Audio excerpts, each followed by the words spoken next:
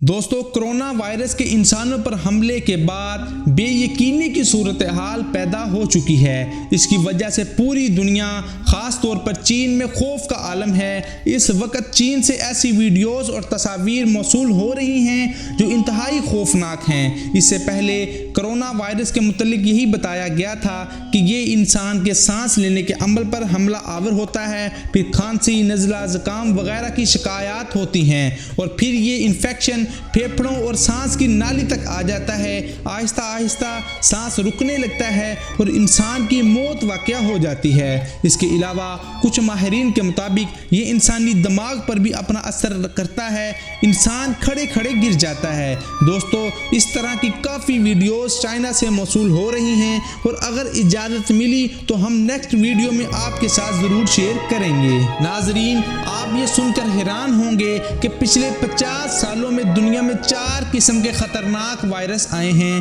جن میں 3 وائرس چین سے ہی پھیلے ہیں اور چین میں ہی زیادہ نقصان ہوا ہے۔ یاد رکھیے، یہ جو کرونا وائرس ہے یہ کافی پرانا ہے۔ اب تک اس کی 13 اقسام دریافت ہو چکی ہیں۔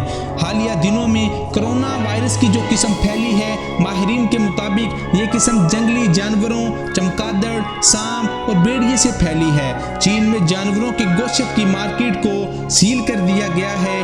آپ کو پتا ہوگا کہ چین میں ہر طرح کا جانور کھایا جاتا ہے اور یہ دنیا کا ایک ایسا ملک ہے جس میں کتا، بھیڑیا، مینڈک، یار یہ لوگ کسی چیز کو بھی نہیں چھوڑتے۔ پتہ نہیں چینی لوگ یہ بات کیوں نہیں سمجھتے کہ اللہ رب العزت نے دنیا میں حلال و حرام دونوں چیزیں بنائی ہیں اور حرام کھانے سے منع فرمایا کیونکہ یہ کافی خطرناک ثابت ہو سکتا ہے۔ دوستو، آخر میں ایک بات ضرور کرنا چاہیں گے کہ ہمیں اللہ کا لاکھ لاکھ شکر ادا کرنا چاہیے کہ اس نے ہمیں زندگی کے مکمل ضابطے دین اسلام سے نوازا اور کھانے کے لیے حلال و حرام چیزوں کا ایک معیار مقرر کیا۔